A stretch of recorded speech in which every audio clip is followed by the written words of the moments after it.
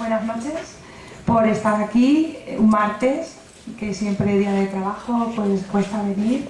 Bienvenidos a todos desde la Comisión de Ciencias de la Económica.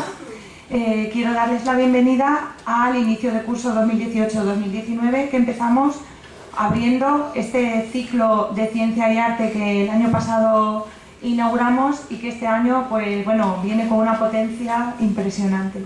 Hemos preparado 3 conferencias en esta semana.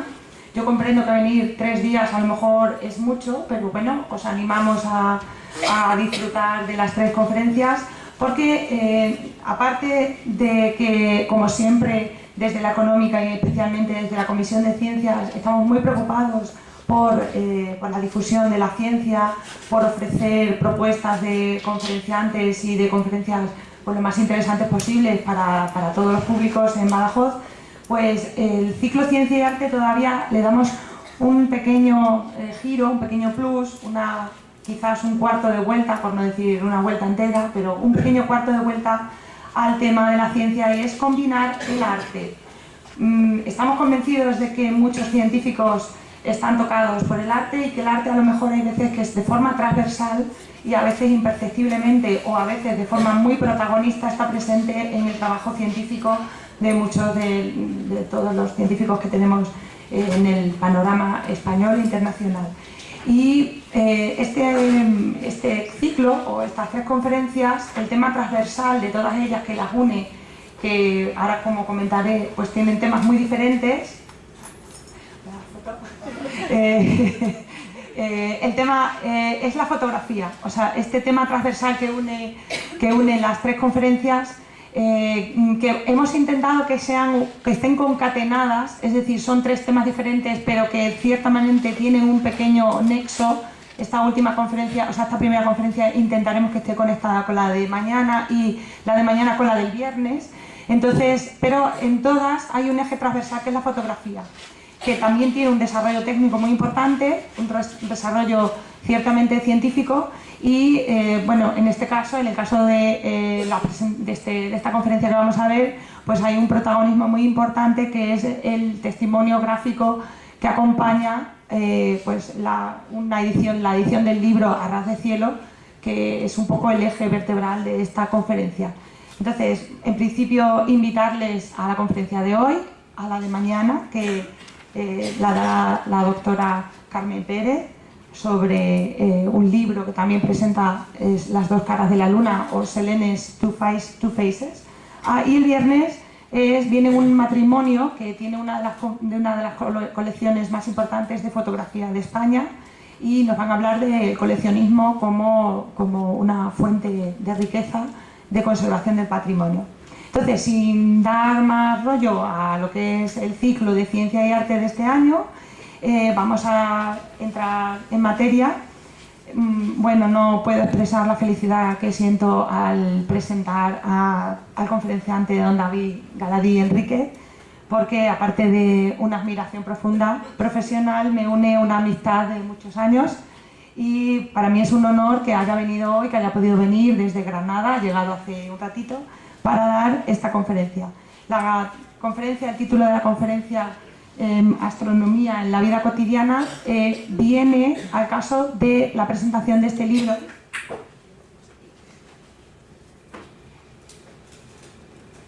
Tenemos el librito por aquí. Ahora lo vamos a dejar que lo puedan ustedes ojear un poco, porque lo interesante también del libro, aparte del contenido científico, son las fotos, increíbles fotos, que acompañan el texto. Están realizadas por don Juan Carlos Casado, que es uno de los mejores astrofotógrafos que hay en España. Que, bueno, muchas de las fotografías, la fotografía del día de la NASA, no sé si saben que la NASA saca todos los días una foto como la foto del día, pues muchas de estas fotografías son de este fotógrafo español, que, bueno, pues ha recibido muchos premios y muchos reconocimientos internacionales por su trabajo. Y lo vamos a ir pasando, ahora bajaré, lo iréis viendo. Entonces, este libro es la reedición en color de un libro que el doctor Galadí publicó hace ya 20 años. 20 años. Entonces, la revisión siempre produce unos efectos maravillosos, que es volver a retomar un tema, darle vueltas y sacarle mucho más partido. Entonces, para introducir un poco el currículum del señor David Galadí, pues decir que nació en Córdoba y estudió física en las universidades de Granada y Barcelona. En Barcelona se doctoró en astrofísica en 1998. Ha estado trabajando como investigador en el Centro de Astrobiología, en el CSIC, en el INTA y en el Instituto de Astrofísica de Andalucía. Y ahora mismo es observador residente del Observatorio de Calar Alto, o sea, es un astrónomo profesional del Observatorio Hispano-Alemán, que está en Almería, en Calar Alto, y además combina esa labor científica con la labor de divulgación científica, publicando pues, numerosos libros, dando conferencias, y me consta que pues, a mí me gusta mucho cómo lo hace, porque es muy claro, muy asequible para todos los públicos. Entonces, sin más, le doy el micrófono y el tiempo y el espacio y la atención a David. Muchas gracias, Laura. Yo lo primero que voy a hacer es intentar despistar al auditorio, porque no sé si me han visto y me he levantado un par de veces. Hemos estado luchando con los medios técnicos y casi que vamos a empezar haciendo un poco de antipublicidad. A ver si no se pierde la onda, voy a ponerme el micrófono aquí. El único comentario es que las tarjetitas que tienen es para que a lo largo de la conferencia algo que no se quiera preguntar, comentarios, luego se los vamos a dar a David para que se los lleve y lo procese tranquilamente en casa, porque a lo mejor las preguntas de repente son demasiadas. Entonces... Pues lo que estaba... Si se me oye con el... ¿Quitamos aquí ya? Al micro. Y apagando también para que no haya... ¿Sí? No, parece que va. ¿Ves? Va, viene. Va, viene. ¿Hoy nos han cambiado el sistema de sonido, entonces? Bueno, será lo que se pueda, ¿no? Decía que el ordenador que nos han puesto tiene un sistema operativo que se llama Windows 10. ¿No hay nadie de Microsoft en el público? Para pedirle, por favor. Hola, hola. No. No sé si es la clavija. O quizás sea la batería, ¿eh? Es normal que parpadee. Vamos a cambiar la batería. Entre tanto, pues acabo la fase de antipublicidad de Windows 10. Por favor, que le hagan algún cambio al sistema operativo, porque no hay manera de entenderse, ¿vale? De una manera o de otra, al final hemos conseguido cargar la presentación. Ahí está la diapositiva. Y efectivamente vengo aquí a hablar de astronomía en la vida cotidiana. Es verdad que, vamos, yo creo que conviene, cuando se habla de ciencia y arte, que esté presente la astronomía. Y en este ciclo va a estar muy presente hoy y mañana también. Es muy fácil de entender por qué, porque la astronomía es una de las ciencias más visuales que existen. De hecho, quienes nos dedicamos a esto tenemos muy fácil captar la atención del público solo enseñando fotografías bonitas a veces. Y eso ya está bien, ¿no? Disfrutar de la astronomía como una forma de arte, y aunque también cuando se va al Museo del Prado o cualquier galería de arte, o cuando se ve una película de Eisenstein o lo que sea, se puede ir siempre un paso más allá si quien la ve es una persona entendida y con experiencia. Punto suspensivo.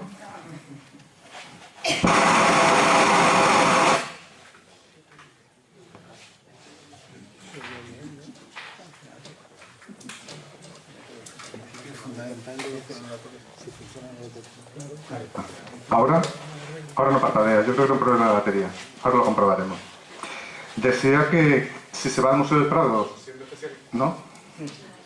Siendo especialista en arte, se puede ir más allá, ¿no? En el disfrute de la visita.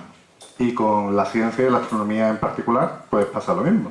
Pero no es necesario ser un especialista para disfrutar visualmente de algo que es simplemente bonito o llamativo. En otras ciencias lo tienen más complicado, ¿eh? En biología, todavía...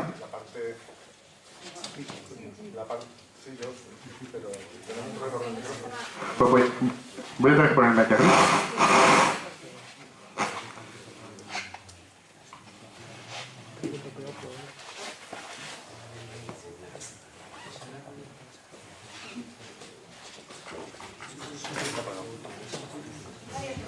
Está bien, vale.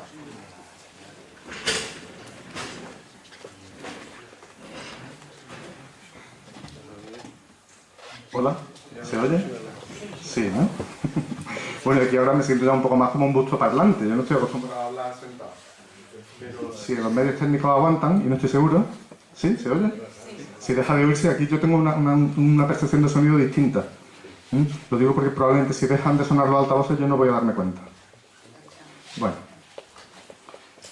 Comentaba que en biología, por ejemplo, lo tienen más difícil, aunque hay ramas de la biología, como la zoología o la botánica, donde también se puede disfrutar visualmente. Lo que pasa es que eso ya sesga bastante el campo de aplicación del atractivo visual, ¿no?, sobre una ciencia. La biología hoy día, que está más de moda, y que de hecho en el imaginario popular está sustituyendo cada vez más la fascinación que antes despertaba la astrofísica, en estos tiempos, en los años 80, ¿no?, con Carl Sagan y todo aquello. Pues había grandes biólogos divulgadores como David Attenborough o Jacques Cousteau, pero se centraban en la zoología. Bueno, que decir de Félix Rodríguez de la Fuente, ¿no? Pero hoy día en el imaginario popular, la pasión que teníamos hace años, quienes entonces éramos jóvenes, por la astrofísica, por la astronomía, la va sustituyendo la biología molecular, por ejemplo. La clonación, la secuenciación, las terapias génicas, las aplicaciones médicas de la investigación biológica más avanzada. Y esa rama de la ciencia atrapa a la población general porque da esperanza de un futuro mejor y nos parece fascinante, porque permite conocernos mejor a los seres humanos tal y como somos, pero no es visual, curiosamente. Tienen esa desventaja. ¿Y qué voy a decir ya de la física de partículas o de la electrónica? La electrónica, solo viendo los aparatos que tenemos a diario ya nos fascinamos, ¿no? Pero en la astronomía tenemos la parte fácil. Efectivamente, en este libro, que es verdad que se publicó la primera edición en el año 1998, a ras de cielo, está circulando por ahí, ¿eh? Y la idea es que vaya moviéndose, porque yo voy a presentar aquí una selección de 4 temas sacados de ese libro. Entonces señalaré, está en el capítulo tal o en el capítulo cual, y quien lo tenga a la vista pues podrá ojearlo y ver alguna parte visual más aparte de la que yo voy a enseñar, ¿eh? Pues este libro se publicó por primera vez en blanco y negro y sin fotos en el año 1998. La segunda edición, muy ampliada y mejorada, apareció también en blanco y negro y sin fotografía en 2008. Y ahora en 2018, siguiendo la tradición de sacar una edición nueva cada 10 años, por fin el libro es el libro que yo quería haber hecho hace 20 años. Porque a esta altura ya he sido capaz de convencer a algún editorial de que el libro tiene mercado, después de 2 ediciones agotadas, no hacen falta más pruebas. Y luego porque también tuve la suerte de coincidir con Juan Carlos Casado, el autor de la fotografía. Y su trabajo ilustra a la perfección el contenido de la obra, que consiste en lo siguiente. Ese libro está dedicado a tratar todas las preguntas que yo mismo me hacía cuando tenía 14 años y que luego me han ido haciendo a lo largo de mi trayectoria de investigador y de divulgador, la gente común de la calle, ¿no? Cuando mi padre me preguntaba algún detalle sobre la fase de la luna. ¿Cómo es que, oye, ¿habéis visto la luna hoy? Tenemos un cuarto creciente perfecto, ¿no? Cuando está más pequeñita, la luna más fina, el creciente más delgado, la parte oscura se ve con luz, ¿no?, con la luz cenicienta. Me preguntaban, ¿y esa luz? ¿Eso cómo va?, ¿no? O un tema que trataremos hoy, porque creo que lo podemos ver aquí bueno, esta es la portada del libro, pero ya lo están viendo, ¿no? ¿Por qué el cielo de día es azul y de noche se vuelve negro? Ahora vamos a hablar un ratito sobre ese asunto, que trae más cuerda de lo que parece. ¿Por qué de noche las estrellas parpadean? Que parece que están nerviosas, ¿no? ¿O de verdad tengo que creerme que esa luz que estoy viendo en el cielo es del planeta Júpiter? ¿Esas cosas se ven de verdad a simple vista? En Badajoz no, pero en Cádiz sí. La gente se pregunta por la relación que hay entre la fase de la luna y las mareas. Decía que en Badajoz no, en Badajoz hay una marea cada 150 años y sale bien cara, ¿no? Pero no tiene nada que ver con la luna. Y aparte de tratar esos temas en el libro, yo quería traer hoy aquí una selección que además todos tienen que ver con la vida cotidiana. Yo siempre reflexiono sobre un asunto que me es importante. Acabo de hablar de que en el imaginario popular el interés que en los años 70-80, quizás como resultado de la carrera espacial, ¿no?, tenía la astrofísica, lo va sustituyendo el interés por la biología molecular en sus distintos aspectos. Conozco a muchas personas muy jóvenes, entre 15 y 30 años, que devoran libros sobre esos temas, como nosotros hacíamos en nuestros tiempos sobre astronomía. Hay muchos documentales, revistas, programas de televisión, libros que hablan de agujeros negros, ondas gravitatorias, el origen del universo, evolución estelar. Y todo eso son temas apasionantes y sobre los que se sabe mucho hoy día, pero que están no lejos, sino lejísimos de la experiencia cotidiana. Y nos encontramos con que cuando yo era pequeñito y hablaba con mi abuela, por ejemplo, que no sabía leer ni escribir, mi abuela sabía explicarme cosas de astronomía, porque las veía en el cielo cada día. Y ese contacto hoy lo hemos perdido. Tenemos a muchas personas, todavía quedan, interesadas por la astrofísica, pero que consumen, vamos a decirlo así, materiales relacionados con los aspectos más extraños, más abstractos de esta ciencia. Y sin embargo, el contacto con la astronomía cotidiana, lo que nuestras abuelas y abuelos hace 50 años, o si acaso quizás incluso un poquito más, ¿no?, veían en el cielo, ahora ya no es que no sepamos interpretarlo, es que directamente no lo sabemos ver. Vivimos de una manera muy distinta, como se vivía hace medio siglo, ¿verdad? Por no decir hace 80 años, antes de la guerra, ¿no? Vivimos dentro de cubículos que no tienen ni ventanas. Este es un ejemplo de ello, ¿no? Debe ser así porque es una sala de conferencias, pero hay muchas viviendas que las ventanas dan a un bloque o a un patio, ¿no? Cuando salimos dentro de un coche, con el techo cerrado y no vemos el cielo para nada. Y cuando cometemos un error y nos quedamos a cielo descubierto, resulta que las farolas no nos dejan ver las estrellas, la contaminación lumínica. Así que el estilo de vida de hoy nos impide disfrutar el espectáculo que formaba parte de la vida cotidiana de las personas de hace un par de generaciones, pero se produce esa paradoja. Ahora ya no vemos el espectáculo, pero disponemos de una cantidad de información, sabemos tantas cosas que no sabía mi abuela, ni no digo ya leer y escribir, que se le supone ya a todo el mundo, sino muchísimos contenidos científicos que podrían ayudarnos a entender mejor lo que se ve en el cielo nuestro de cada día, cosa que nos estamos perdiendo. Y esa es la vocación de ese librito y de esta charla, intentar despertar el interés por disfrutar de la naturaleza como un espectáculo visual, como puro arte, si queremos decirlo así, en estado crudo, ¿no? Cuando se fotografía con una intención artística o científica se convierte en arte verdadero, y algunas de las fotografías que vamos a ver hoy son muestras de arte en estado puro. Estos son los 4 temas que yo he traído hoy para comentar, ¿eh? Luego al final sacaré la listita de muchos otros que hay en el libro y muchos otros que se han quedado fuera, por supuesto, y que quizá con las tarjetitas que habéis pasado hoy igual salen más ideas para la siguiente edición del libro, que por supuesto será en 2028. Bueno, vamos a hablar de por qué el cielo no es de color de rosa durante el día. Vamos a explicar de qué manera podemos entender esta afirmación tan extraña de que las puestas de sol son un espejismo. Y es cierto que lo son, ¿eh? Luego iba a invitar al auditorio a ver naves espaciales esta noche. Si nos dejan las nubes, pero al final se han ido. Yo esto lo preparé esta mañana, en Granada estaban cayendo chuzos de punta, pero ahora se ha despejado. El problema está en que he mirado las efemérides y igual hoy no vienen las naves espaciales. No estoy hablando de platillos volantes, ¿eh? Estoy hablando en serio. Pero si no hoy, mañana pasado o dentro de unos poquitos días se podrán ver varias naves espaciales desde Badajoz, creo que tengo las efemérides para la Plaza de España. Y comentaremos cómo hacerlo. Y luego acabaré hablando de si hay o no hay estrellas de colores y cómo va eso, de los colores en astrofísica.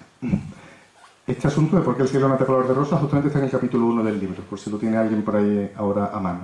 Lo digo más que por el contenido, que yo lo voy a dar casi de corrido y de palabra, por si alguien quiere ver algunas de las fotografías y de los dibujitos que hay ahí.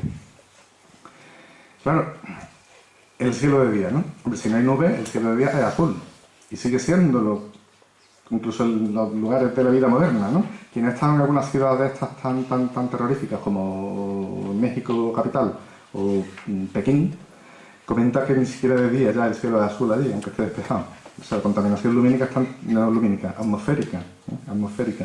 Es tan terrible que hasta el color del cielo cambia. Pero bueno, en general todavía, desde aquí el centro de la península ibérica, en un día despejado, no hace falta que sea de verano, el cielo es azul. Y pues claro que es azul, porque iba a ser de otro color. Este es uno de esos asuntos que forman parte del paisaje natural y de la naturaleza, ¿no? Que curiosamente, que esté documentado, no hay ni un solo filósofo de la antigüedad que se planteara que esta cuestión pudiera tener la más mínima relevancia. O sea, Aristóteles, por ejemplo, no escribió ni una sola línea sobre por qué el cielo es azul. como, no sé, ya yo no me he leído todo lo que hay hoy día de Aristóteles, pero las cosas tienen colores y se pensaba que cada cosa tenía su color, porque yo qué sé, las piedras son marrones, el cielo es azul y las plantas suelen ser, aunque no todas, de color verde. Y ya está. Hoy día sabemos por qué las plantas son verdes, por ejemplo, ¿no? Tiene que ver con una función biológica fundamental que es la fotosíntesis a través del pigmento llamado clorofila. Y le añadimos un contenido científico a una observación aparentemente trivial y al mismo tiempo descubrimos que cabe imaginar formas vegetales, y de hecho las hay, en las que el pigmento no sea verde.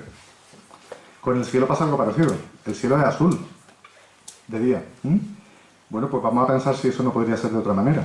En esta fotografía que veis aquí, está tomada desde el Teide, en Tenerife. Vemos que el cielo, por lo menos en la mayor parte, cerca del horizonte, es azul. Pero también hay tonos blancos, ¿verdad? En las nubes o cerca del horizonte. Bueno. Ahora voy a hablar un poquito de física, pero no hay que asustarse. He puesto hasta una fórmula. Me lo he pensado mucho, ¿eh? Ya decía este hombre que falleció no hace tanto, Stephen Hawking, ¿no? Que su editor le decía, por cada fórmula que pongas en el libro, vas a dividir el número de lectores por 2. Bueno, yo he puesto esta fórmula aquí, pero en el libro está encerrada en una caja que la protege que la tiene encerrada como si fuera una fiera, o sea que no hay que asustarse de ella. La pongo solo porque quien la entienda bien y quien no, yo explico ahora mismo lo que significa. El fenómeno responsable de que el color del cielo durante el día sea azul tiene que ver con cómo la luz que procede del sol se relaciona con las moléculas del aire limpio, de la atmósfera. La atmósfera de la Tierra está hecha de moléculas de nitrógeno y oxígeno. Pero lo importante no es de qué son, sino qué tamaño tienen. Las moléculas de nitrógeno y de oxígeno, como las de la mayoría inmensa de los gases, son muchísimo más pequeñas que la longitud de onda de la luz. Sabéis que la luz es una onda, como el sonido, solo que de longitud de onda mucho más pequeñita. Bueno, pues las moléculas del aire son muchísimo más pequeñitas que la longitud de onda de la luz. Y cuando una onda electromagnética choca con algo que es mucho más pequeño que ella misma, se produce este fenómeno que llamamos de esparcimiento de Rayleigh. No voy a entrar en los detalles de lo que pasa en las moléculas cuando llega la onda electromagnética, pero os voy a explicar cualitativamente el resultado. Y el resultado es el siguiente. Las moléculas, también me pasaría que si fueran átomos, neutros, absorben parte de la energía de la radiación electromagnética y, acto seguido, de manera casi instantánea, la vuelven a emitir en otra dirección.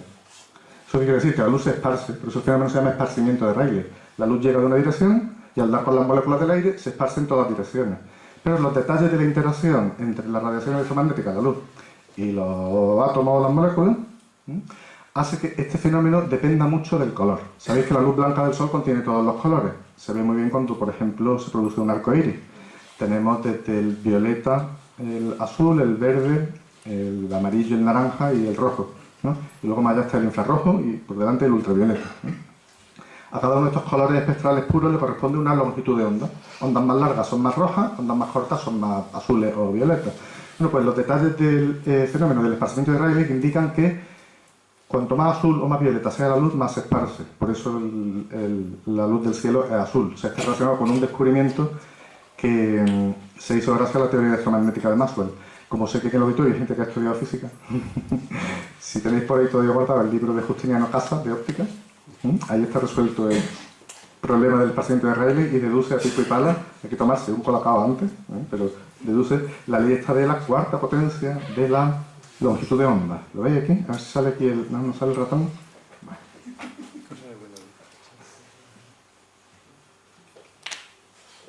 Ahí. Cuarta potencia de la longitud de onda. ¿Eso qué significa? No hay que complicarse mucho la vida. Eso quiere decir que la mayoría de las leyes de física, bueno, nos gustaría que fueran lineales. Eso quiere decir doble causa, doble efecto. Eso es lineal. Doble causa, doble efecto. Hay leyes que no son lineales, hay leyes que son cuadráticas, a todos suena, ¿no? La atracción gravitatoria.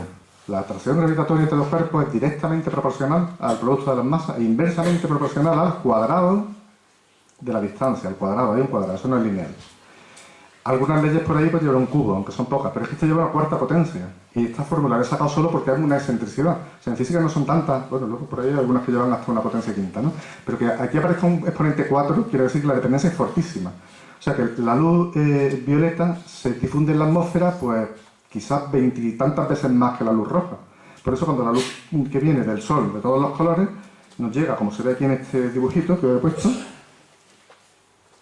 la luz integral incide, cae sobre una partícula ultramicroscópica, podemos decir una molécula, y la parte roja o anaranjada o amarilla pasa de largo, pero la parte azul y violeta va rebotando de molécula en molécula. De manera que a la larga lo que nos encontramos es este cuadro de aquí. Vemos del Sol directamente la luz blanca, amarilla, naranja, roja. Bueno, la blanca no.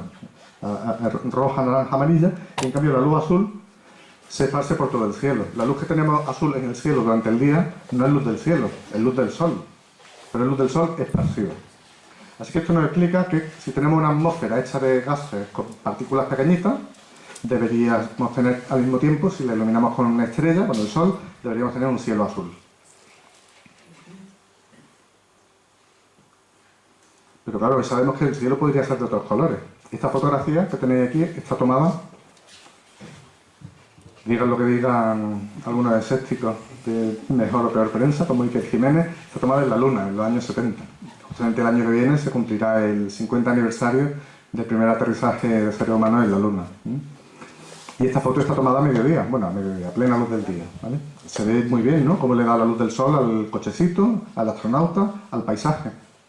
Es pleno día, pero el cielo es negro. Claro, en la Luna, fijaos el astronauta, va bien vestido, ¿no? Claro, tiene que llevar escafandra, porque en la Luna no hay atmósfera. No es ya que haya aire y no sea respirable, es que no hay aire de ningún tipo, no hay nada, vacío total. Y claro, en el vacío total, la luz del sol llega, le da a las cosas, pero no se esparce en ninguna atmósfera. De manera que el cielo se queda del color natural que debe tener, que es negro. Así que puede ser que existan cielos de otros colores. De hecho, el cielo en la Luna es negro. Y esto es algo que se sabía que tenía que ser así desde hace mucho tiempo, desde que se acabó de confirmar que la Luna no tiene atmósfera de ningún tipo. El cielo es negro. Pero, y esta foto, claro, ahí he cometido el error de ponerlo ya. Esta foto está tomada en Marte. Pero ese cielo no es azul, ¿no? ¿Desde ahí lo veis también bien? Sí, ¿no? Esta foto no la ha hecho Juan Carlos Casado. Y está tomada por un todoterreno de estos estadounidenses que andan por ahí rolando por Marte.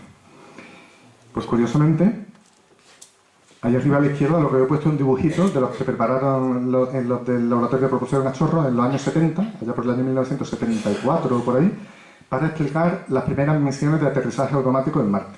Las misiones Viking. Puede que haya alguien en el auditorio que le suene. En el año 1975, Estados Unidos consiguió posar 2 módulos automáticos de aterrizaje por primera vez con éxito. Antes habían llegado algunos otros, pero con más o menos descacharradillas.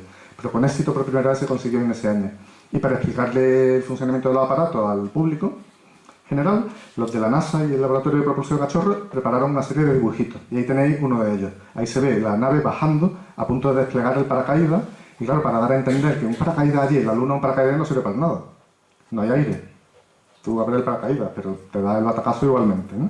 En cambio, en Marte, como hay aire, se puede usar un paracaídas para amortiguar el aterrizaje. Claro, ese aire ya en los años 70 se sabía que está compuesto de dióxido de carbono. Pero la composición química no es importante. Lo importante es el tamaño de las moléculas. Y las moléculas de dióxido de carbono pues también son muchísimo más pequeñas que la longitud de onda de la luz. Así que todo el mundo estaba convencido de que en la atmósfera de Marte tenía que producirse el esparcimiento de Rayleigh y que por tanto cuando bajaran allí las naves espaciales tendría que verse un cielo azul. Es verdad que la presión atmosférica allí es mucho menor que la que hay en la Tierra y también el Sol allí brilla menos porque estamos más lejos del Sol. Se esperaba que el cielo fuera de un azul oscuro, quizá parecido al que podemos ver cuando en la Tierra subimos a una montaña de 2.000, 3.000, 4.000 metros de altitud. Pero se esperaba que fuera azul. De hecho, bajaron los módulos, la locura mundial. Por fin el ser humano envía aparatos a Marte, empezaron a tomar fotografías y con la presión de la prensa, mándame las fotos. Los técnicos del laboratorio de propulsión a chorro, allí en Pasadena, no sabían qué hacer, porque ellos cogían sus fotos, que tomaba el módulo en su entorno, y se miraban uno a otro, se daban codazos, decían, oye, que el cielo no me sale azul. ¿Qué hago? Que vienen los del New York, el Washington Post, todo esto, que les tengo que pasar las fotos. Y bueno, mira, coge Photoshop, no se había inventado, el programa equivalente, mira, dale tú hasta que el cielo se vea azul y le das las fotos, ¿vale? Y se distribuyeron en los primeros días del aterrizaje de la misión Viking 1 una fotografía estupenda con el cielo marciano de color azul, pero con las rocas, los aparatos y todo, con un aspecto rarísimo. Era todo raro. Al cabo de los días se dieron cuenta. Y dijeron, claro, es que el cielo en Marte va a resultar al final que no es azul. Es de color salmón. Tiene un tono, de hecho, muy parecido al del propio suelo. Y cuando se adaptó para que el cielo fuera no azul, todo el paisaje adquirió un aspecto natural, como el que se ve ahora en esta otra fotografía, que no es de la Viking, es de uno de los rovers modernos, no sé si el Opportunity o de estos que están ahora todavía por allí, ¿no? ¿Y cómo se explica? Debería ser azul, ¿verdad? El cielo, yo lo he explicado antes. Si el color del cielo de Marte estuviera dominado por el esparcimiento de Rayleigh, el cielo en Marte debería ser azul. Eso quiere decir que allí está pasando alguna otra cosa. Pues está pasando otra cosa que también pasa en la Tierra. Porque claro, aquí el cielo en la Tierra es azul si está despejado, pero cuando está nublado es blanco o gris. ¿Qué ocurre? Que cuando hay nubes, y nos digan lo que nos digan en la escuela, nos dicen a veces, yo lo recuerdo, en el cole me lo dijeron, que las nubes están hechas de vapor de agua.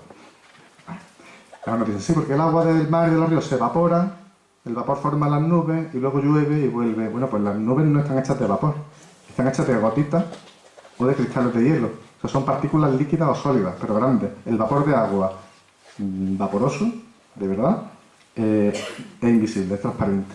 O sea, las nubes son condensados de partículas pequeñitas, en verdad son pequeñitas, pero son muchísimo más grandes que las moléculas. O sea, que una nube lo que tenemos no es una nube de moléculas de nitrógeno y de oxígeno o incluso de agua, sino una nube de cristalitos de hielo o de gotas que son mucho más grandes que la longitud de onda de la luz. Ahí ya no se produce esparcimiento de Rayleigh, ahí se produce esparcimiento de Mie. Ahí pone Mie, esparcimiento de Mie.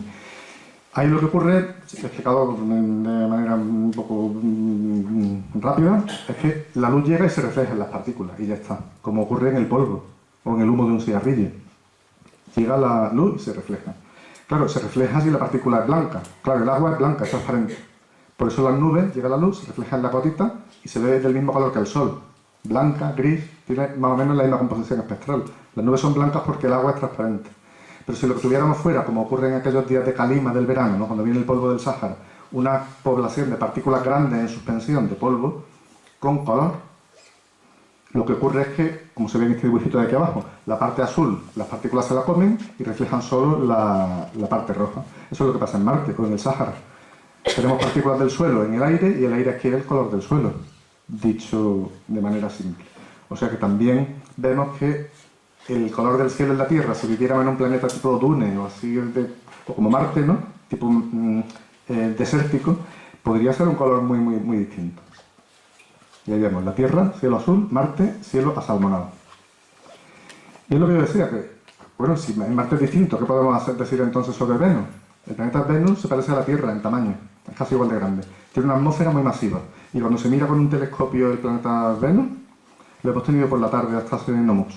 A partir de ahora se podrá ver como el lucero del alba otra vez. Quien tenga un telescopio puede probar a mirar con el telescopio el planeta Venus. Tiene talmente el mismo aspecto que la bola blanca del billar. En serio, tú coges la bola blanca de billar, la pones a unos cuantos metros de distancia, la iluminas por un lado o por otro, parece Venus. Venus es más blanco incluso. Porque tiene una atmósfera muy masiva, hecha de dióxido de carbono, pero tiene una capa de nubes blancas permanentes que tapan y ocultan toda la superficie. Bueno, pues ¿qué ocurre? Que si nos planteamos cómo debe ser el cielo en Venus, podemos pensar que lo que tendremos encima será una capa como de nubes, o sea, un día permanentemente nublado. Podríamos esperar que el ambiente fuera gris. Como las nubes de Venus son blancas, y eso lo puede ver cualquiera mirando al planeta, son blancas, podemos esperar que el ambiente a nivel del suelo esté dominado por el esparcimiento de Mie y no el de Rayleigh. Esta fotografía está tomada en la superficie de Venus, en el año 1981. Una foto en colores. La foto es un poco rara. Está tomada con una especie de objetivo, una especie de ojo de pez. De manera que arriba a la derecha, en esa esquinita, que voy a señalar ahora, y en la otra, al otro lado, se ve un trocito del horizonte. Un trocito del horizonte. Y se ve que el cielo tiene un color de miel, ¿no? O casi de caramelo, tostado. Y todo el ambiente a nuestro alrededor está bañado de luz amarilla. Esto fue otro desafío, pero bueno, se pudo explicar rápidamente. ¿Qué ocurre? Es verdad que en Venus está totalmente cubierto por una capa de nubes blancas permanentes, pero luego se descubrió con el descenso de las ondas que desde el final de las nubes hasta el suelo, en Venus, hay nada menos que 40 kilómetros. O sea, la misma distancia que en la Tierra hay hasta la estratosfera. ¿Os acordáis hace un año o dos que un pirado austríaco subió con un globo a la estratosfera y se tiró vestido de astronauta con paracaídas? Ese globo subió hasta 40 kilómetros de altitud. Bueno, pues ahí es donde acaban las nubes en Venus. Y desde ahí para abajo hay 40 kilómetros de atmósfera transparente. Pero claro, es una atmósfera muy densa. Pensad que la atmósfera de Venus al nivel del suelo, la presión es de 90 atmósferas terrestres. O sea, hay la misma presión a nivel del suelo en Venus que la que en la Tierra tenemos a 1000 metros de profundidad en el mar. Un sitio donde ni siquiera llegan muchos submarinos. O sea, pensad cómo iban estas sondas espaciales preparadas para aterrizar allí. más fuertes que el Nautilus. Por no decir que la temperatura ambiente allí es de 500 grados centígrados. Pero bueno, eso ya es otro tema. ¿Qué ocurre? Que desde el final de la capa de nubes blancas, que deberían difundir la luz por esparcimiento de mí de color gris, hasta el suelo, tenemos tanta atmósfera transparente de dióxido de carbono que la luz azul y violeta va rebotando de partícula en partícula y se acaba extinguiendo. Y no llega nada de luz azul al fondo. Mira que el ambiente luminoso en la superficie de Venus está dominado, en primer lugar, por el esparcimiento de mí, que hace que la iluminación sea uniforme, como si tuviéramos no un punto de luz como el Sol, sino todo un plafón o un techo luminoso.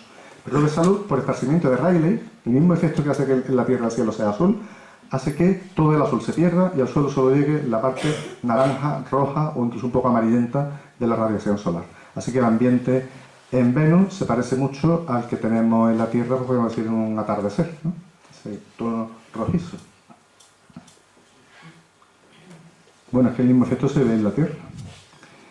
No lo voy a enseñar en esta charla porque he intentado abreviarlo un poco, pero solo nos queda por considerar un objeto sólido, porque el resto de planetas, hemos hablado, bueno, Mercurio es como la Luna, no tiene atmósfera, así que el cielo es negro en Mercurio. Venus, Marte, la Tierra lo hemos visto. Y luego los demás planetas, Júpiter, Saturno, Urano, Neptuno, son planetas gaseosos. No hay una superficie sólida real en la que podamos llegar y aterrizar. Si vamos a Júpiter, Saturno, Urano, Neptuno, caemos, nos hundimos en las nubes y fuera, no hay superficie. Solo queda otro objeto más en el que hay superficie sólida y atmósfera, que es un satélite de Saturno, se llama Titán. Tiene una cierta relevancia porque su atmósfera la descubrió un astrónomo español, Josep Comas Solà, desde el Fabra, en Barcelona. Descubrió la atmósfera de Titán.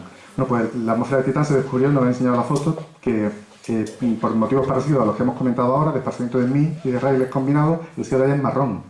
Así que lo que nos parecía tan corriente, que el estar de pie en una superficie sólida, ver un cielo azul, tan corriente que esperábamos que también en Venus o en Marte ocurriera, resulta al final que en los mundos conocidos que tenemos a nuestro alcance solo ocurre aquí en la Tierra. O sea que lo que nos parecía normal al final resulta que es algo excepcional. Así que espero que cuando veáis el cielo azul penséis que estamos en un mundo especial. No hay ningún otro planeta del sistema solar, ninguno, en el que podamos hacer una cosa tan simple como ponernos de pie y disfrutar de un cielo azul. Bueno, y eso sí es mediodía, porque si es amanecer o atardecer tenemos ese color rojizo del atardecer. ¿Y a qué se debe? Pues al mismo fenómeno que ocurre en Venus. Fijaos, es el esparcimiento de Rayleigh otra vez.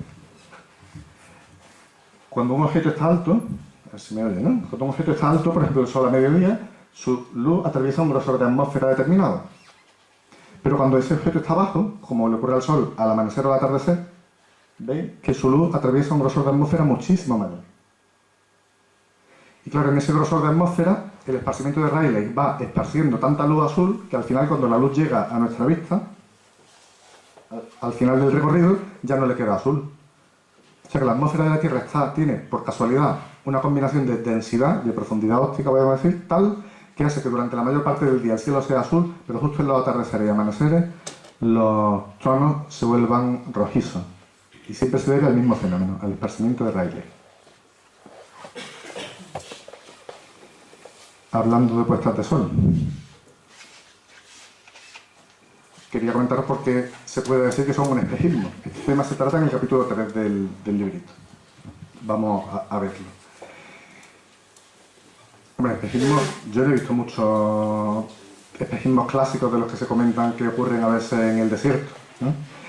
Algunos sí, a veces vemos cuando es verano y hace mucho calor en la carretera, sobre el asfalto negro, parece que vemos como charcos, ¿no? No son charcos, es la luz rasante que rebota en el aire que está en contacto con el asfalto, porque ahí se produce un cambio de temperatura y de densidad que hace que la luz se refracte y cambie de dirección. Y eso es un espejismo de andas por casa. Los de verdad buenos, por lo visto, se ven en los desiertos y quitan el hipo, por lo visto. Pero bueno, tenemos a mano cada día, al amanecer y al atardecer, un espejismo en la forma de la puesta de sol. Vamos a ver por qué. Esto tiene que ver con la refracción. Cuando se habla de la refracción de la luz, no hay más remedio que sacar la foto. Pido disculpas por ello. El efecto Doppler, la ambulancia. Refracción de la luz. La cucharilla en el vaso. Pero es que se ve muy bien, ¿verdad? Veis que en el vaso de la derecha, la cucharilla está en un vaso lleno de aire.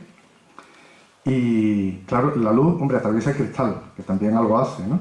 Pero cuando llenamos el vaso de agua, el cambio de densidad entre el aire y el agua hace que la luz que atraviesa esos medios cambie de dirección, se refracte. A veces nos dicen, la luz va siempre en línea recta. Ojalá fuera siempre en línea recta, ¿no? No tendríamos que resolver la métrica de Schwarzschild dentro de un agujero negro, ¿no? Quiere decir que la luz se curva por la gravedad, pero la luz se curva también en la vida cotidiana cada vez que cambia de medio, cada vez que cambia de densidad. Cada vez que tenemos un vaso lleno de agua en un ambiente de aire, la luz entra y deja de propagarse en línea recta. Cambia de dirección por el fenómeno clásico de la refracción, que es el que hace que la cucharilla de la izquierda parezca rota, aunque no lo esté. Pues ese fenómeno ocurre también a escala astronómica. Pensad que la luz del Sol, de las estrellas, de la Luna, de todo lo que hay en el cielo, cuando viene del espacio vacío y llega a la atmósfera, se encuentra con un cambio de medio, con un cambio de densidad. Y eso hace que la luz se desvíe. En particular, como veis en este dibujito, la luz de las estrellas, cuando cae sobre la atmósfera, cuando cae desde un punto que está arriba del todo, como la estrella A del dibujito, no le pasa nada, porque es perpendicular a la superficie. Así que si yo miro hacia arriba y veo una estrella arriba, como en verano cuando vemos Vega, ¿no? Al principio de las noches de verano, esa estrella está en el cenit, esa está ahí de verdad. Pero cualquier otro objeto que no esté en el cenit, que esté a cualquier otra altura sobre el horizonte, su luz llega, cuando cae en la atmósfera, se desvía hacia abajo y como resultado, como veis aquí en este dibujito, sí, el ratón, ¿puedo señalar con el ratón? Sí, vale. Esta estrella, que realmente está ahí, yo la veo como si estuviera ahí en B'. El hecho de que la luz se desvíe hacia abajo hace que todo lo que hay en el cielo se vea más alto de lo que está en realidad. O sea, a través de la atmósfera terrestre tenemos una visión ligeramente distorsionada de lo que hay fuera. Ligeramente distorsionada, además de esta manera. De manera que todo está un poquitín más alto, parece un poquitín más alto de lo que en realidad está. En este esquema, un poquito más abstracto, pero se ilustra el mismo fenómeno. Un astro que está en el cenit ocupa real y aparentemente la posición en la que lo vemos. Un objeto que está a altura media lo vemos un poquitín más alto, en la posición aparente un poquitín más alto, pero ¿qué ocurre con un objeto que esté justo por debajo del horizonte de la Tierra? O sea, esta persona no debería ver esta estrella, está debajo del horizonte. Bueno, pues su luz llega, se refracta y podemos ver esa estrella justo en el horizonte. ¿Qué intensidad tiene ese levantamiento de los astros que están en el horizonte? Pues se levantan como si extendiéramos el brazo con una regla graduada a 60 centímetros de la vista, a la distancia de un brazo normal. Ese levantamiento viene a ser como de 7 milímetros. Parece poco, pero el Sol y la Luna, que por casualidad tienen el mismo diámetro aparente visto desde la Tierra, aunque parece increíble, con el brazo extendido y una regla miden 5 milímetros cada uno. O sea que en ese levantamiento que experimenta la luz del Sol y de la Luna y de cualquier cosa que esté en el horizonte, cabe el Sol entero. Así que cuando el Sol va bajando en el cielo para el atardecer, cuando el Sol empieza a tocar el horizonte, resulta que hace ya 1 minuto y pico que se ha escondido, en realidad. Lo estamos viendo, pero reflejado en la atmósfera, del mismo modo que vemos la luz de los coches lejanos en los días de verano reflejarse en los charcos de aire caliente que se forman sobre el asfalto de las carreteras. Es un espejismo, debido a la refracción del aire. O sea, la refracción de la luz en la atmósfera. Este fenómeno, que es conocido desde tiempos muy antiguos, incluso antes de la invención del telescopio ya se conocía este fenómeno de la refracción atmosférica. Claro, para quien sepa un poco del tema, lo digo, son unos 40 minutos de arco, la refracción horizontal, 40 minutos de arco. Claro, las medidas que hacía Tycho Brahe antes de la invención del telescopio tenían una precisión de 1 minuto de arco. Hay que quitarse el sombrero. O sea, era fundamental para aquella gente, el año 1600, por decir algo, un poco antes, tener en cuenta este fenómeno. Era bien conocido. Pero aquí tenemos esta fotografía. Es el planeta Saturno. Esta es una foto de la sonda Cassini, que ya dejó de funcionar en órbita alrededor de Saturno. Y aquí se ve como Saturno, que es un planeta totalmente gaseoso, ahí se ve el disco del planeta, y por encima de la parte opaca, por ahí arriba todavía queda atmósfera de Saturno, transparente. Y aquí tenemos los anillos de Saturno. Y es como los anillos de Saturno, cuando se meten detrás del planeta, en vez de esconderse rectos, como podríamos esperar, se curvan un poquito para arriba. Claro, es el fenómeno de la refracción astronómica, el levantamiento de la posición aparente de los objetos, pero a una escala planetaria mucho mayor que la que se ve en la Tierra. Estas fotos no las tenía Tycho Brahe a mano, pero le habrían gustado seguramente. ¿Qué ocurre? Que aunque no lo he comentado, pero es así, cuanto más bajo está un objeto, más intensa es la refracción que experimenta. Ya habéis visto en varios dibujitos que esto pasa en general con todo lo que hay en el cielo. Cuanto más bajo está, más grosor de atmósfera atraviesa, entonces la atmósfera, pues, sea lo que la atmósfera le hace a lo que hay en el cielo, se intensifica cuando los objetos están bajos. Eso es una ley fundamental que todo el mundo que observa el firmamento tiene que aprender como si fuera el A, E, I, O, U. Cuanto más bajo, todo peor. Bueno, o más bonito, según se mire, ¿no? Porque los atardeceres y los amaneceres son muy bonitos, pero todos los efectos atmosféricos se intensifican. Cuando el sol está muy bajo, se levanta pues casi su grosor, ¿no? Pero cuando está más alto, se levanta menos, hasta que cuando llegamos al cenit el efecto de refracción se anula. ¿Qué quiere decir eso? Que, por ejemplo, en el disco del Sol, la intensidad de la refracción para la parte baja es mayor que para la parte alta. O sea que es verdad que esa parte del limbo superior, el borde de arriba del Sol, está levantado por la atmósfera. Pero el limbo inferior, la parte de abajo, está levantado y está levantado más todavía. Y por eso la imagen se achata. Hablábamos antes de Félix Rodríguez de la Fuente, ¿no? ¿Acordáis del principio de El hombre y la tierra? Cuando salía la musiquita, salía el sol salía achatado. Pues, y lo habréis visto alguna vez, ¿no? Cuando el sol sale o se esconde se puede mirar, si las condiciones son normales, sin protección ocular. Y se ve que tiene esa forma achatada, esa es la refracción astronómica. Lo mismo le pasa a la Luna. Aquí tengo una fotografía, eso es, del libro de Juan Carlos Casado, en el que se ve ese efecto. Es como el Sol está achatado. Ese achatamiento, por supuesto, no es real. El Sol sigue siendo esférico. Se debe a la refracción astronómica. El mismo efecto que hace que la puesta de Sol sea un espejismo es la que hace también que veamos el Sol más estrecho en vertical de lo que le tocaría. Y eso no solo pasa con el Sol, también pasa con la Luna, como se ve con esta imagen, ¿no? Cuando la Luna está saliendo, está achatada y rojiza, como hemos comentado antes, por el esparcimiento de Rayleigh. A medida que se va levantando, va perdiendo ese tono anaranjado rojizo y también va recuperando su forma redonda, totalmente redonda, hasta cuando ya está a una altura pues, de 30 grados o por ahí, ya no se nota para nada ninguno de estos efectos. Claro, si se combina el fenómeno de la refracción con el esparcimiento, se concluye uno de los fenómenos más interesantes y más difíciles de ver de la naturaleza, que tienen que ver con las puestas de sol y con las salidas, que es el rayo verde. No sé si habéis oído hablar del rayo verde, hay mucha mitología sobre esto. Incluso hay una novela de Julio Verne y alguna película, ¿no? Sobre el rayo verde. ¿En qué consiste esto? Bueno, pues consiste en que muchas veces, cuando las condiciones son las adecuadas, al esconderse el sol, el último trocito que se ve del sol, como veis aquí en esta foto, el último trocito es de un color verde fosforito muy llamativo.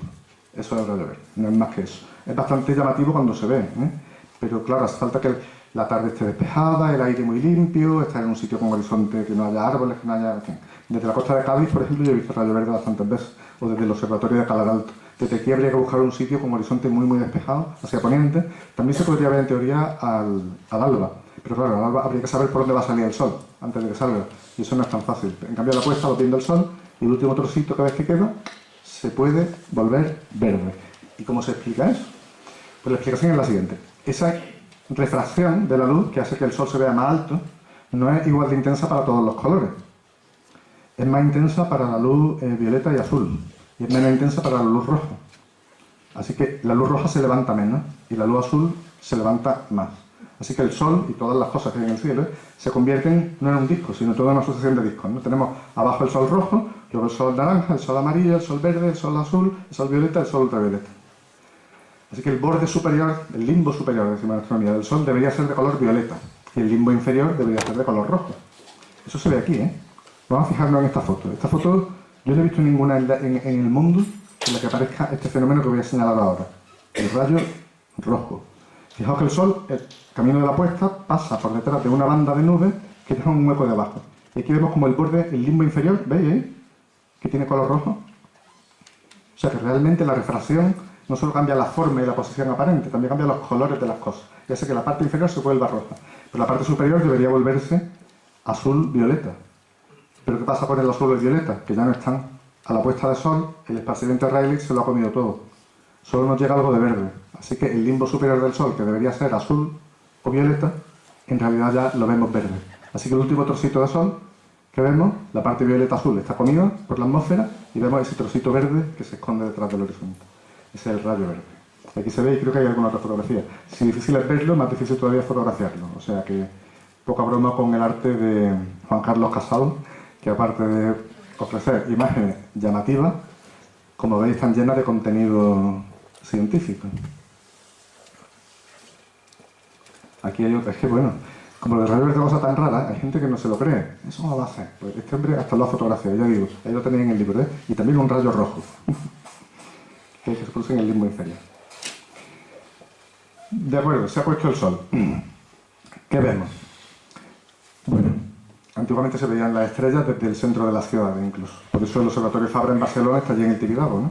En aquella época no había problemas de contaminación lumínica. O el Observatorio de París, ¿no? En pleno... hoy en pleno centro de la ciudad. Ya, esos observatorios están muy afectados por la contaminación lumínica. Antes, cuando se ponía el sol, se podían ver las estrellas. Ahora cuesta un poquito más. Pero bueno, si nos lo tomamos en serio, nos alejamos de la ciudad, nos vamos a un sitio, y aquí en Extremadura hay varios lugares con cielos realmente oscuros todavía.